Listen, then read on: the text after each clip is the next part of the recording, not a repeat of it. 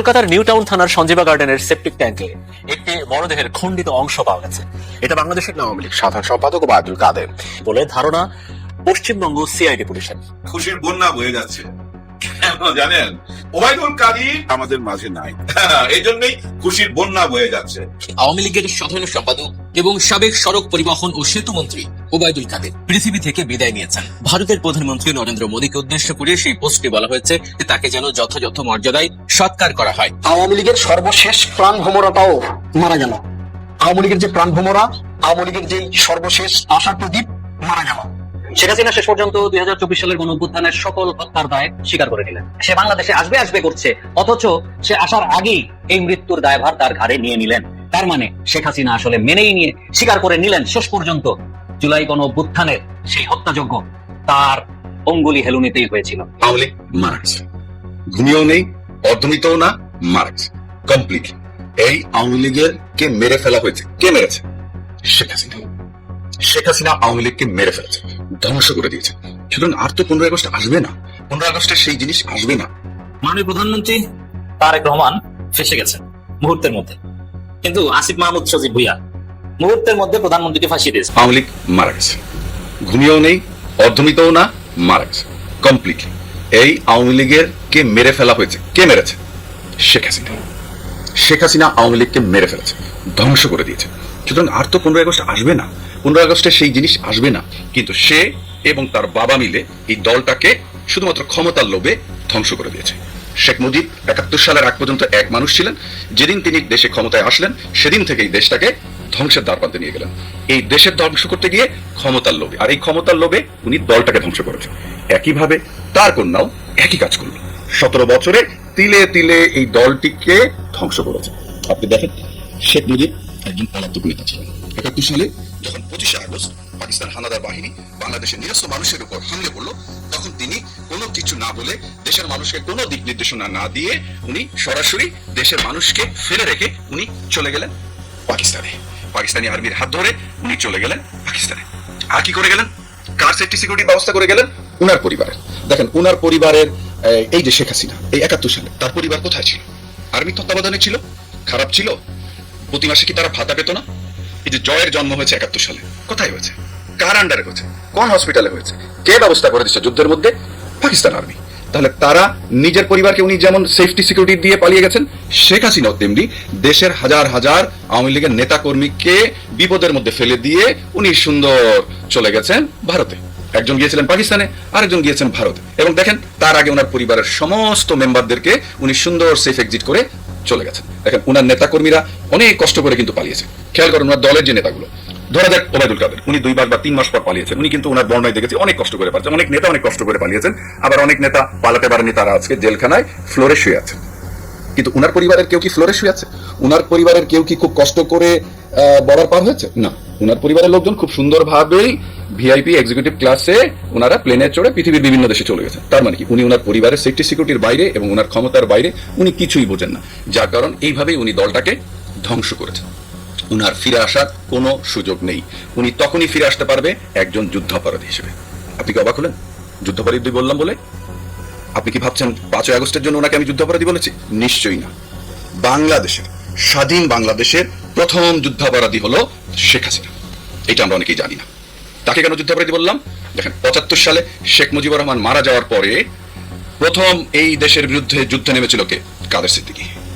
এই কাদের সিদ্দিকী তার লোকজন নিয়ে 10,000 লোক নিয়ে বাংলাদেশ সেনাবাহিনীর বিরুদ্ধে যুদ্ধ করেছে। বাংলাদেশের বর্ডারের ভেতরে এসে তারা হামলা করেছে, যুদ্ধ করেছে, বহুত কিছু করেছে। আর তাকে মদদ দিয়েছে শেখ হাসিনা। তাহলে গোলাম আজম যদি যুদ্ধাপরাধী হয়, আর তাহলে কেন শেখ হাসিনা যুদ্ধাপরাধী হবে না? স্বাধীন বাংলাদেশের প্রথম যুদ্ধাপরাধী হলো শেখ হাসিনা, আর তার দোসর হলো এই কাদের সিদ্দিকী। এই কাদের সিদ্দিকীরও বিচার হওয়া উচিত স্বাধীন বাংলাদেশ সেনাবাহিনীর বিরুদ্ধে যুদ্ধ করার অপরাধে, এবং তাকে মদদ দেওয়ার জন্য শেখ হাসিনারও যুদ্ধাপরাধের হিসেবে বিচার হওয়া উচিত। এই 5ই আগস্টের বিচার তো অনেক পরে, আগে স্বাধীনতা বিরোধী হিসেবে, যুদ্ধাপরাধী হিসেবে তার বিচার হওয়া উচিত। উনি তো একজন পলাতক নেতার পলাতক সন্তান। ঠিক তেমনি উনি যেমন পলাতক, উনার নেতাকর্মীরা কে ফেলে চলে গেছেন, উনার দলের লিডাররাও তাই। উনার দলের লিডাররাও তার দেশের সমস্ত নেতাকর্মীকে ফেলে বিদেশে পালিয়েছেন। এখন বিদেশে বসে বসে অনেক কথা বলছেন। উনারা কখনোই দেশে আসবেন না, ওই দেশে আসার মুরাদ উনাদের নাই। উনাদের সঙ্গে বাংলাদেশের অন্য কোনো দলের নেতা কর্মীর কোনো তুলনা হয় না। উনারা পলায়ন, উনারা শুধু ক্ষমতা জানেন, ক্ষমতায় যতদিন থাকা যাবে ততদিনই উনারা আসেন, যেদিন ক্ষমতা নাই সেদিন উনারাও নাই। দেখেন গত 2 বছর, আজকে বলছেন আপনি 15 আগস্ট নিয়ে কোনো আলোচনা নাই কেন? কিভাবে থাকবে? আপনি 2 বছর হয়ে গেছে, 2 বছর হয়ে গেছে, কোনো একটা প্রোগ্রাম করতে দেখেছেন? একটা নেতাকে কি মাঠে আসতে দেখেছেন? বড় কোনো মিছিল, মিটিং, কোনো কর্মসূচি দেখেছেন? বাংলাদেশে তো 5 আগস্টের পর অনেক নেতা অ্যারেস্ট হয়েছে আওয়ামী লীগের, হয়েছে না? বিভিন্ন বাসা থেকে লুকিয়েছিল, চুল কেটে বিভিন্ন ভাবে। কেন ওনাদের এই সৎসাহস হয়নি একটা প্রোগ্রাম করার? হতো, উনি 2000 লোককে নিয়ে মাঠে নামার পর সরকার ওনাকে অ্যারেস্ট করতো, তাহলে তো বুঝতাম বীরত্বের সাথে অ্যারেস্ট হয়েছে। কেন লুকিয়েছিলেন? কেন? এই যে মতিয়া চৌধুরী সাহেব যখন মারা গেলেন, ওনাদের নেত্রী মতিয়া চৌধুরীর যখন দাফন হলো, তার জানাজা হলো, কই একটা নেতা তো আসেনি। সেদিন যদি বাংলাদেশের যে সমস্ত নেতা আওয়ামী লীগে লুকিয়েছিল তারা যদি মাঠে নেমে আসতো, এসে যদি তারপর অ্যারেস্ট হতো, তাহলে বুঝতাম উনারা দেশের নেতা কর্মীদের প্রতি প্রতিজ্ঞাবদ্ধ। উনাদের তো কোনো আইডিওলজি নেই, কিচ্ছু নেই। উনারা চেয়েছেন লুকিয়ে যাবে থাকে। উনারা তো একটা লুকায়ন্তরে দল। এই দলের কোনো ভবিষ্যৎ নেই, কোনোদিন থাকবে না। বাংলাদেশ থেকে বাঙালি জাতীয়তাবাদের সমাপ্তি হয়েছে, কবর রচনা হয়েছে। বাংলাদেশি জাতীয়তাবাদের বাইরে বাঙালি জাতীয়তাবাদের কোনো অস্তিত্ব এই দেশে আর হবে না। শেখ হাসিনা শেষ পর্যন্ত 2024 সালের গণঅভ্যুত্থানের সকল হত্যার দায় স্বীকার করে নিলেন। এই স্বীকার করাটা তিনি বুঝে করেছেন কি বুঝে করেন নাই, সেই বিষয়টা নিয়ে আলোচনা করার জন্য এসেছে। গত 28শে মে তার অ্যাপয়েন্টেড লয়ার স্টিভেন পাউলেস কেসি জাতিসংঘে একটি চিঠি পাঠান। চিঠিতে তিনি পাঠিয়েছেন ভলকার তুর্ককে, যে জাতিসংঘের মানবাধিকার বিষয়ক হাই কমিশনার। সেই চিঠিতে উল্লেখ করা হয়েছে যে জাতিসংঘ যে রিপোর্টটি 2024 সালের গণ অভ্যুত্থানে পেশ করেছেন বাংলাদেশ গভর্নমেন্টের কাছে, যেখানে উল্লেখ করা আছে 1400 কিলিং হয়েছে শেখ হাসিনার নির্দেশে, সেই সংখ্যাটাকে তারা চ্যালেঞ্জ করেছে। চ্যালেঞ্জ তারা এই কিলিংকে করেন নাই। ইভেন ওই চিঠিতে উল্লেখ করা আছে যে বাংলাদেশের গভর্নমেন্টের গেজেটের যে মৃত্যুর সংখ্যা 834, তার তুলনায় ওই 1400 সংখ্যাটাই অনেক বেশি। সুতরাং তাদেরকে আবার পুনর্বিবেচনা করার কথা বলা হয়েছে। আসলে নির্বোধ গাছে ধরে না। শেখ হাসিনা কোনো কালেই আসলে চুপ করে থাকতে পারেন নাই। ইভেন 2024 সালের গণ অভ্যুত্থানেও সে যদি ছাত্রদের দাবিটা মেনে নিয়ে চুপ করে থাকতেন, তাহলে হয়তো বা অন্য কোনো ভাবে এই আন্দোলন সংগঠিত হইতো, তাকে বাংলাদেশ থেকে যেতে হতোই, এটার কোনো মাফ নাই।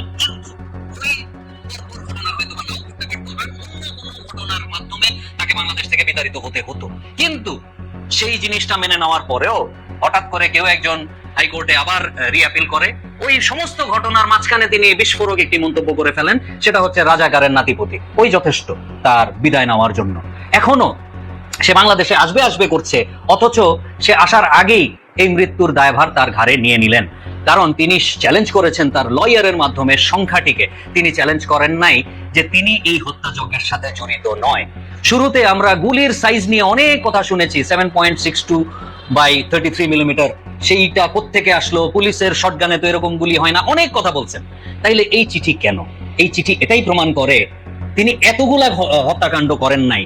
তিনি এই সংখ্যাটা, তার নির্দেশে যেই হত্যাকাণ্ডগুলো হয়েছে সেই সংখ্যাটা 1400 নয়, তার নিচে। তার মানে শেখ হাসিনা আসলে মেনেই নিয়ে স্বীকার করে নিলেন শেষ পর্যন্ত জুলাই গণ অভ্যুত্থানের সেই হত্যাযজ্ঞ তার অঙ্গুলি হেলুনিতেই হয়েছিল। মাননীয় প্রধানমন্ত্রী তারেক রহমান ওরফে তারেক বিন জিয়া ভাইরাল হতে যে ফেসে গেছেন মুহূর্তের মধ্যে। তো এটা আবার কেমন কথা? প্রধানমন্ত্রী আবার ভাইরাল হলাই কিনা? প্রধানমন্ত্রীর উপর কেউ আছে না, প্রধানমন্ত্রী হিসেবেও ভাইরাল হতে মন চায়। কি সেটা? তারেক রহমান ভেবেছিলেন যে আমি আজকে এমন একটা কথা বলবো, সবাই বলবে এবার এনসিপি জামাতকে বাস একটা দিছে, সবার মুখোমুখি থাকবে, দেখছো প্রধানমন্ত্রী কি মেধাবী, কি জ্ঞানী, কি উপস্থিত গতি, কি সেন্স অফ হিউমার। এভাবে ভাইরাল হতে প্রধানমন্ত্রী কেন, ডোনাল্ড ট্রাম্পও চায় একটু হিউমারাস কথা বলতে, পৃথিবীব্যাপী তার কথা নিয়ে আলোচনা হবে। এরকম একটু ভাইরাল হতে চেয়েছেন মাননীয় প্রধানমন্ত্রী জনাব তারেক রহমান। কি বলে যে কিছু লোক হারিকেন সামনে নিয়ে বিদ্যুতের জন্য আন্দোলন করছে, অথচ তাদের পেছনে ফ্যান ঘুরছে।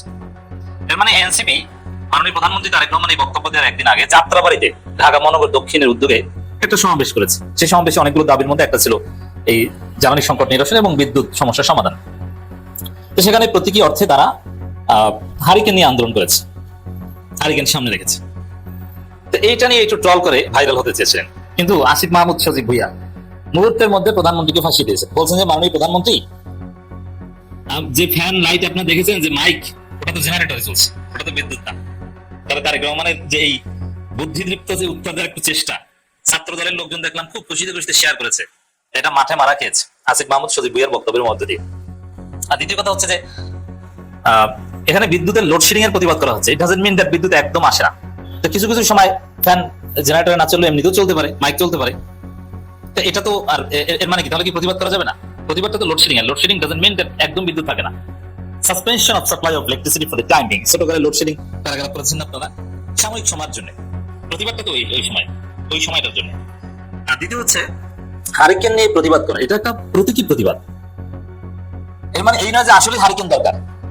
এই জিনিসটা কি প্রধানমন্ত্রী বুঝেন না? বিএনপি হারিকেন মিছিল করে নাই, মির্জা ফখরুল থেকে শুরু করে সবাই। তো এই প্রতীকী একটা প্রতিবাদ। এখানে বিদ্যুৎ অরিজিনালি যদি সত্যিকার অর্থে বিদ্যুৎ দিয়েই ফ্যান এবং মাইক চলতো, আসলে প্রধানমন্ত্রী বলেছেন যে বিদ্যুৎ দিয়ে ফ্যান মাইক চলেছে, কিন্তু আসলে না। যদি চলতো তারপরে হারিকেন নিয়ে মিছিল করা, এটাই সিস্টেম, এটার একটা প্রতীকী তাৎপর্য আছে। প্রতিবাদ তো এভাবেই করতে হয়। বিএনপিও তো এইভাবে প্রতিবাদ করেছে। তাহলে প্রধানমন্ত্রী ভাইরাল হতে পারলেন না, বরং উল্টো ধরা গেছে। প্রধানমন্ত্রী আরো কিছু বিষয় চমৎকার কথা বলেছেন। তিনি চ্যালেঞ্জ করে দিয়েছেন বিরোধী দলকে যে আমাদের 10 বছর মেয়াদী পরিকল্পনা আছে জ্বালানি সংকট নিরসনের বা জ্বালানি ব্যবস্থাপনার, বিদ্যুৎ নিয়ে। আপনারা 3 মাসের একটা পরিকল্পনা দেন না, 3 মাসের মধ্যে, বা 6 মাসের দেন না, 6 মাসের মধ্যে দেন না। চ্যালেঞ্জ করে দিয়েছেন, পারলে দেন, চ্যালেঞ্জ দিলাম। যদি পরিকল্পনা দিতে পারেন, যদি সেটা যৌক্তিক হয়, আমরা গ্রহণ করব। এই চ্যালেঞ্জটা অলরেডি পিনাকি ভট্টাচার্য নিয়ে ফেলেছেন। তিনি মাননীয় প্রধানমন্ত্রী বক্তব্য দেওয়ার একদিন আগেই যে পলিসি প্রেসক্রিপশন করেছেন, ফ্রান্স থেকে শুরু করে পুরো ইউরোপের ব্যবস্থাপনার আঙ্গিকে, এবং আমিরে জামাত ভারপ্রাপ্ত রাষ্ট্রপতির কাছে চিঠি দিয়েছেন যাতে সংসদের অধিবেশন আহ্বান করা হয়। ঠিক আছে, তাহলে জামাত তো চ্যালেঞ্জ গ্রহণ করতেই অলরেডি চ্যালেঞ্জ গ্রহণ করেছে, এটা তো বোঝা যায়। কারণ সংসদে তো পলিসি নিয়েই আলোচনা হবে। সংসদের অধিবেশন ডাকতে কেন আমিরে জামাত চিঠি দিয়েছেন? কারণ তার কাছে পলিসি আছে, তিনি সমস্যা সমাধান করতে পারবেন। দর্শক, এটা হচ্ছে প্রধানমন্ত্রী একটা চাপাবাজি। অবশ্যই বিরোধী দলের কাছে অলরেডি পলিসি আছে। আর পিনাকি ভট্টাচার্য দেখেন, যেমন বিদ্যুৎ খাতের এটা সংকটের সমাধান আছে, আপনি বিদেশিদের এখানে আসার সুযোগ করে দেন, অনেকটা প্রাইভেটাইজ করে দেন। এখানে একটা প্রতিযোগিতা, একদম পুরোপুরি সরকারের একক কোনো একটা প্রতিষ্ঠান দিয়ে সাপ্লাই দিতে হবে না। অনেকগুলো বিদ্যুৎ কোম্পানি থাকবে, যে যেটা থেকে নেয়, জাস্ট আর একটা থাকবে। আমাদের যে ব্রডব্যান্ড কানেকশন নিয়ে আমরা ওরকম বিভিন্ন কোম্পানি থাকবে, আপনি যার কাছ থেকে ইচ্ছে তার কাছ থেকে নেবেন, যার দাম কম, সার্ভিস ভালো, তার কাছ থেকে নেবেন। লোডশেডিং কোন একটা কোম্পানির পছন্দ যদি না হয়, তাহলে যারটা লোডশেডিং হয় না, যেমন ইন্টারনেট, কোনটা একটু মাঝে মাঝে ইন্টারাপশন হয় না, যেটা একদম কোনো ইন্টারাপশন হয় না, আপনি তাদের কাছ থেকে নেবেন। হ্যাঁ, এটা গ্রহণ করেন, পারবেন না। বিরোধী দল চ্যালেঞ্জ গ্রহণ করে যৌক্তিক পলিসি প্রেসক্রাইব করতে পারলেও আপনি গ্রহণ করতে পারবেন না। আমরা যদি পাল্টা চ্যালেঞ্জ দিই, আমরা পলিসি দিব, আপনি কি গ্রহণ করতে পারবেন? চ্যালেঞ্জ দিই না, পারলে গ্রহণ করুন, পারবেন না। কেন পারবেন না? বিভিন্ন অলিগার্কদের কাছে আপনি ধরা, ভারতের কাছে কিছুটা হলেও ধরা। আপনাকে ব্যালেন্স করতে হয় যে যুক্তরাষ্ট্র কি মনে করবে, এবং এগুলো নিয়ে কাজ করতে গেলে আপনি মাঝে মাঝে বেকায়দায় পড়েন। বরং আপনি যৌক্তিক পলিসি গ্রহণ করতে পারবেন না, বাস্তবায়ন করতে পারবেন না। যেমন এই যে গ্যাস সংকটটা, ওই যে বলা হয় যে এলএনজি খালাস করতে পারছিল না, আসলে বিষয়টা ওটা না, আসল ঘটনা বেরিয়ে এসেছে। সেটা হচ্ছে, যেমন এই যে এলএনজি টার্মিনাল, এটা আগে যুক্তরাষ্ট্রের কাছে ছিল, এখন চীনকে দিয়েছে। যেখানে যুক্তরাষ্ট্রের কাছে দেওয়া, মানে চীনকে এখানে মহেশখালীতে, কুতুবদিয়া এইসব জায়গায় আনাইতে যুক্তরাষ্ট্র ভারতের আপত্তি ছিল, কিন্তু এখন চীন এখানে এসেছে। বিএনপি সরকার চীনকে দিয়েছে, পিটারহাসের কোম্পানি আছে, চীনকেও দিয়েছে।